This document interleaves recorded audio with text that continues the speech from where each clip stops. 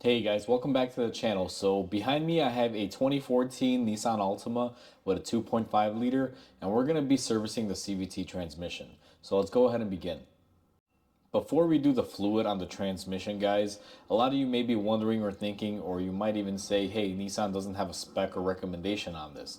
And that may be true. When I was a tech at Nissan and we were servicing these, they really didn't have a change your fluid for your transmission type of thing going on. Now, the dealership would still recommend it and sell it, but Nissan didn't have an actual spec as a manufacturer. Even though that is the case, guys, and it still may be the case, I haven't really looked it up, but I'm pretty sure they do claim these are lifetime fluid fills. I would still change the fluid on this every 40 to 50,000 miles. When I used to work at the Nissan dealer, what would happen is if one of these came in for a trans issue, the first thing the service manual was, how does the fluid look? And no matter, regardless of how you answered that question, they always had you replace the fluid before you did anything else, make sure it was properly filled, and then drive the car to see if the problem existed or went away. And I'll give you an idea. If I worked on 10 of these a day at the dealer, when I was doing that, they all had transmission concerns, and I checked the fluid. I went ahead and changed the fluid, and then I corrected the level. About 8 of them were fixed, and 2 of them were just, internal damages or needed some sort of repair work or a new transmission. So changing the fluid on these is very important and vital to keep them going long and strong after years of use. Alright guys, so we're looking at the engine bay now. Before we begin our trans service on this, we're going to need to remove the cap that's on our fluid fill port. And Nissan is kind of weird about this. Now I'm going to aim a light here and I'll take you guys in on the camera and show you exactly where that is. So what we're looking at is this guy right over here. This is basically a dipstick tube. If this was a regular transmission, we would have a dipstick here and you'd be able to pull it out, kind of similar to your engine one that's right here. On these CVTs, what Nissan does is they use this as like a breather port so air can escape the transmission. It's also a cap so no dust or water can get in. And also it is our fill port. Now, if you go to just pull this thing off the way it is, you guys can see it won't actually remove itself. What you're supposed to do is take a little screwdriver like this, put it in this little hole here, and you kind of feel it. You'll see there's a little clip. See if I can do this one-handed and just basically get it off. Now you will see there's a bracket there that holds it into place, and if I show you guys the underside of this, you will notice that little holder. It's more towards the inside, so when you put your screwdriver, you want to put it more towards the inside of this, not the outer side, and then just pull straight up on it. It does have an O-ring to seal out any moisture or anything, and then this is our fill tube right there, guys. So we lifted the car up in the air, guys, and we are looking at the front bumper right here. Now this is the driver's side, and that's what we're going to be focusing in on. If I zoom you guys in, you will notice that we have a transmission pan here. Now these CVTs offer you a drain. That's where we're going to be removing our fluid out of, guys. You don't necessarily have to remove the oil pan. If this had a oil pan leak and the gasket was leaking, I would probably remove it, clean it up and then, put it back together. But we're going to be using this drain plug for this purpose. So I'm going to take my oil drain and get a couple tools, and I'll be right back with you guys. I went ahead and I got my tools, guys, and the way we're going to be doing this is to remove this is a 19 millimeter. Now I'm going to zoom the camera down here for a second and show you my setup. What I like to do is I have this little funnel, whatever you want to call this, oil container. I will let the fluid drain into this, and this has a measurement here on the side. Even though I'm draining out the transmission and I know how to properly fill these, I always like to measure how much I take off so that way I put that amount in and it gets me very, very close to where I should be. And if I have to add a little bit, it's not really going to take too much. The main reason why I do it this way, guys, this fluid is very expensive. It's about $22 to $23 a quart. I don't want to spill any fluid. It's kind of precious in a sense, and I don't want to make the customer pay for a couple extra quarts if I tend to overflow it and spill it and not get enough in there. So I always make it a safe practice rule. Measure what you're taking out so you can put that exact amount back in, and after you do your checks, then you can go ahead and get everything done the right way. So what we're going to do is go ahead and drain this fluid. Let me zoom you guys back up there and I'll show you guys how to do this. So we're going to remove our 19 millimeter. Now these aren't usually on there very tight, and once you break them loose they do come off fairly easy. And what I like to do as I'm removing my drain bolt here And sometimes you will have to just drop the drain bolt in there, but I go ahead and remove it and just drain it out. Now I'm going to play a little game with this because this flow will always constantly move. So as I'm collecting it, I always got to move my canister to make sure it's equally centered.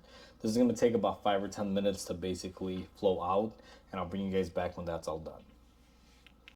So I just want to add this clip into the video, guys, just to kind of explain what I'm going to be doing now. You guys just saw me drain my fluid. It's actually currently draining. Now this is the first drain of it. Now I'm going to do another secondary drain that I'm probably not going to show because it's going to be the same thing. You can choose to drain it once and fill it up and check the level and then keep driving it. The way I do it at my shop to make sure I get all the fluid out, because I don't really necessarily do a flush, I do drain and fill, so I try to cycle the fluid. I normally drain it twice and fill it up twice. So the car will come in, I'll drain it initially, plug it back up, fill it up with new fluid, cycle it through the gears, let that fluid run through it for a couple minutes. I turn the car off, drain it again, and then I do my last fill. So in this video, you guys just saw me do my first fill. I'm gonna go ahead and do my secondary and everything off camera. It's exactly the same way, just to kind of help cut down this video so you don't see me do the same thing twice, and it adds about 10 minutes to the video. So what I'm gonna do is go ahead and do my secondary drain and fill, and then I'll bring you guys back when we're ready to cap everything off. So while my transmission is draining, guys, I just thought I'd mention, take your drain plug and make sure you replace the gasket. Now you guys can see I went ahead and I replaced mine. This is a Nissan crush washer. When you remove your old one, typically it'll be flattened out. You guys can see this is the old one that I removed, and then this is the new one. This Nissan crush washer is exactly like the ones that you would replace on your drain plug for your oil on your engine. Same exact principle, it crushes into place and forms a nice seal. So make sure before you do this, you do have a new crush washer. It is recommended to replace it so you don't have any leaks. Like I said, this fluid is very expensive. You want to make sure that you don't lose any of it. Okay guys, so it's been draining for about 20 minutes and I have cycled my fluid twice on this. In the previous clip I kind of mentioned to you guys how I do it. So we're going to go ahead and plug it up. Now whether you do this once or twice to drain and fill it, it's up to you. I'm not really going to be pushy, but I try to get as much of the fluid out as I can. So I'm going to go ahead and reinstall my drain plug with my new crush washer, and we are going to go ahead and tighten it up. Now this doesn't really take a lot of force, guys. This is just like an oil change. You don't want to over force or over tighten this. So now that we've got our transmission plug put in and installed, guys, you can see the reason why we measured is because we want to get an approximate amount of fluid. Now I know the camera is not going to pick this up, but this is my quarts side, and we are basically at about 3 quarts, and we're almost at 4 quarts to be quite honest. So right then and there I'm going to go ahead and add 4 quarts to this transmission.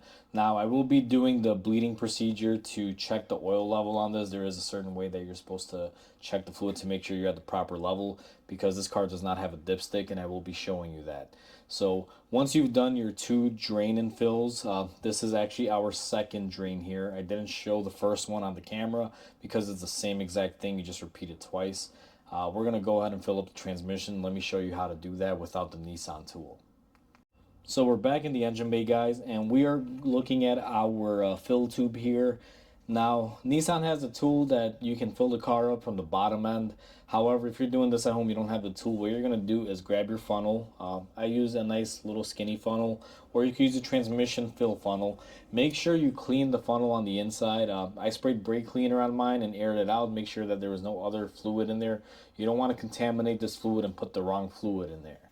Now, you're going to be using, at least for this particular year, this one's a 2014, I'm going to be using Nissan NS3 CVC transmission fluid. Now this fluid is inherently kind of dark green or blue, guys. So if you see it pouring out, now I don't know how well the camera's going to pick it up, it's kind of like a blue tint to it. That's normal for the fluid. It's not going to be red. That's one way to distinguish the fluids on here. Always make sure that you use a CVT fluid. I honestly only use the Nissan fluids on these. I don't really play favorites. I know they do make a lot of aftermarket CVT oils. However, I go straight to the dealer for any particular car. It doesn't matter if this was a Mercedes, a Honda, or a Nissan, I'm going back to the dealer. I'm getting the dealer fluids, especially when it comes to the transmission, guys. You don't want to get this wrong and destroy a $5,000 or $6,000 transmission. So I'm gonna go ahead and pour 4 quarts of this in here. Now, you guys saw me pouring one. This is my second one. I got 2 more to go, and I'll bring you guys back when we're ready to check the actual level. Alright guys, so we poured our 4 quarts inside of the transmission. You guys just saw me doing it in the previous clip. Now there's 2 ways to go about this, and you can go either way. I've done both methods and both of them seem to work out. One method really only works if you haven't had the trans ever touched and it's never leaked out fluid, and you can confirm that it's been filled properly prior, or if it's original fluid in there. Now, I measured my oil. You guys saw me do that. If you want at this stage, if you don't have a scan tool to monitor the transmission oil temperature, what you can do is throw exactly the same amount that you took out back in, and call it a day. And you would be doing that twice, because remember, you're going to be draining it, filling it, and then draining it and filling it up again to cycle all the fluid out. So if it's never been touched or never been leaked and you don't have a tool, drain it and fill it 2 times and follow exactly how much you took out. If you took out 4 1/4 on the first drain, put back 4 1/4. If you pulled 3 out on the second drain, make sure you put 3 back in. It'll kind of slightly vary. Just be very good about catching your fluid. And if you do that, what you could do at this stage, after you filled it up both times properly with exactly the same amount you took out, you can go ahead and plug it back up, put your safety cap on there, and you should be ready to roll. However, that's not the most accurate way. That'll get you close enough. And don't get me wrong, guys, I've done that in certain situations when I was working out of my own garage before I had my shop and everything. That's how I would do it, because I couldn't afford to have a scan tool that did all that fancy stuff. However, since I am a shop and this is a customer's vehicle and I'm getting paid to do this, I am going to be checking this carefully. Now, I still use my method of measuring because I don't want to put too much and waste any of this fluid. It can be quite expensive. But at this stage, what I'm going to do is I have my 4 quarts inside my trans. I'm going to hook up my scanner. I'm going to run this engine and transmission until I get to about, I believe 140 degrees is the spec, and I got to verify that. And once you get to 140, I'll bring you guys back on the camera. I'll lift up the car and I'll show you guys where we're going to be checking our oil level. So we have our scanner out, guys, and we have it set up on the car. We're looking at our transmission fluid temperature, and you'll notice that here's our gauge. Now our temperature should reach 104 degrees. That is the temperature that we're looking for. So far, the maximum that we've achieved is 89.6, which is basically where the transmission is at right now. On my scan tool, you got to look at the top number. That shows you the maximum amount that it's ever topped at, and this shows you the current value. So I got about maybe, what is that, like 12 degrees more to go, somewhere around there, before I reach 104. I was mistaken in the previous clip. I believe I said 140, but the temperature target range for this transmission is 104 degrees. So I'm going to let the car run. I'm not really going to do anything special. I did go inside the car after I filled it up, started it, and I cycled through the gears. I went through park, reverse, drive, neutral, everything back and forth a few times. But I'm just going to let it idle in the stall, and once I reach 104, I'll bring you guys back in. Okay guys, so I let our car run. Now we have exceeded our 104, which is okay. You could be up or down a few degrees. So now that we reached our temperature, let's go ahead, turn back to the car and get it up in the air, and I'll show you guys where to check the oil fill. Alright guys, so we are back up underneath the car. Now this is our oil pan where we drained the fluid from. If you guys go just a little bit towards the middle of the transmission, you'll see this bolt. It's kind of in line with the oil pan drain. And this is the bolt that we're going to be using to basically check our oil level. Now, this is the port where Nissan recommends you fill it up after you drain it from your oil pan. However, if you don't have the specialty tool, filling it up how we showed you works. It's the same exact thing. So with the engine running and up to operating temperature, you're going to want to go ahead and remove this bolt. Now, I already cracked it loose. It's not really super tight on here, but you want to be very careful, guys, because you will be working underneath a very hot car. Now, in theory, if this is correct and our oil is correct, we should have some oil draining out of here. And we're supposed to let this thing top off to be able to fill it up correctly as the engine is running. Now, just about when we get to the point where we don't have anything coming out, is where you block it off. So on this one, I believe we might have overfilled it just a little bit, and that's what is draining out of it right now. So I'm gonna give this a minute or two, see if it stabilizes, and we'll see what happens. Basically, I like to fill it up when it's kind of at a drip, and we're actually getting there right now. We're not doing too bad. I'd say right about there is where I'm normally happy with it. You can wait till it just kind of stops dripping, but sometimes you could be a little bit underfilled if you were to do that. Once you get a nice, slow, steady stream, I usually find that you're good enough on there. This is just the excess. So I'm gonna go ahead and cap it off right there. I'm happy with that. Now, one trick that I like to do too is I'll loosely leave this on there. I'll wait a couple seconds. It's probably been about 15-20 seconds. And then what I'll do is I'll take this out again, and I'll just make sure that we have the same consistent flow. This is just to make sure that we don't have any fluid buildup in there, just in case we do have an issue. Because sometimes if you get a lot of fluid coming out of here and it looks like more is coming out than what you poured in and you actually drained the transmission, either something is going on internally inside the trans, guys, or what's going on is your trans was overfilled. Maybe you put too much in there. So either way, just due diligence. So once you do that, you're going to go ahead and tighten up your little check port, and you're going to want to just spray it off with some brake cleaner and just clean up your whole area, guys. Make sure everything is nice and clean. You definitely don't want to give a car back to a customer after a service and have everything be oiled up. What I'm going to do now is go ahead and lower the car and shut off the engine, and I'll show you guys the next step. Now, one part that I forgot to mention in the previous clip, guys, is when you're removing that oil plug to check your oil level, make sure your car is level on the ground or on jack stands. And I'm not talking about lifting the front end off and keeping it level that way. Your car has to physically be level. Front wheels, rear wheels have to be on the ground or in the same exact position. Because if your car is tilted up or down or something of that nature, or if, let's say it's on a slopey driveway, and all four wheels are on the ground, you're not going to get a proper oil level fill. I forgot to mention it because I'm just so used to the car being on the lift, and the lift is always leveled out pretty much. It's always on the locks where it sits nice and level. So make sure your car is on level ground when you're doing your procedure for the oil level check, because if you're not going to get a proper check and you're going to have issues. Now that we're back on the ground and we turned off the car, what we're going to be doing is removing our funnel. Now, I left this in here because sometimes you will need to add some. If you noticed, ours was under 4 quarts when we filled it up, and I went ahead and I threw 4 quarts out of it.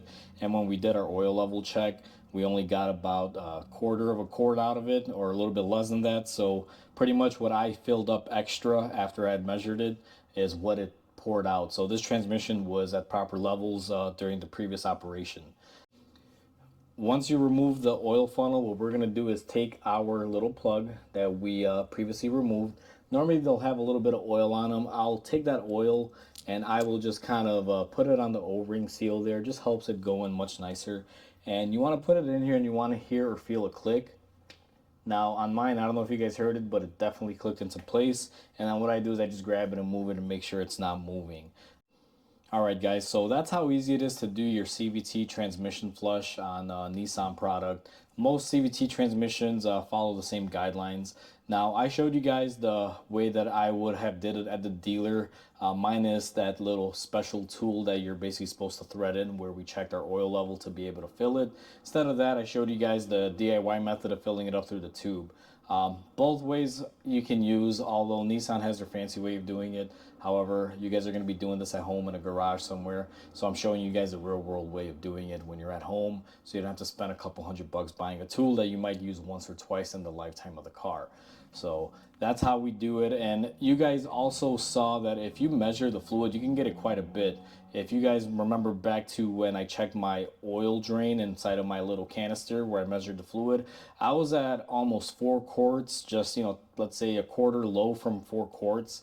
I threw 4 quarts in my car, and when I opened up my oil level check, you guys noticed not a lot of oil came out. I want to say about a quarter of a quart, which is exactly the amount that I had overfilled it by on purpose, just to kind of demonstrate how effective measuring this works. So if you don't feel comfortable, going through all the steps of leveling it off, even though you should, you can at least measure it and get by doing it that way. And you can see it's pretty darn close. However, I always recommend doing it the proper way and using that check fill method that I used. So hopefully you guys find this video informational. Hopefully it helps you guys out if you guys are doing this service on your transmission, whether it's the same exact car or something similar. Like I said, these are all pretty much the same for Nissan. So please comment, like, and subscribe. It definitely helps my channel grow. And I just want to say, hope you guys have a wonderful day, and I'll catch you guys on the next repair.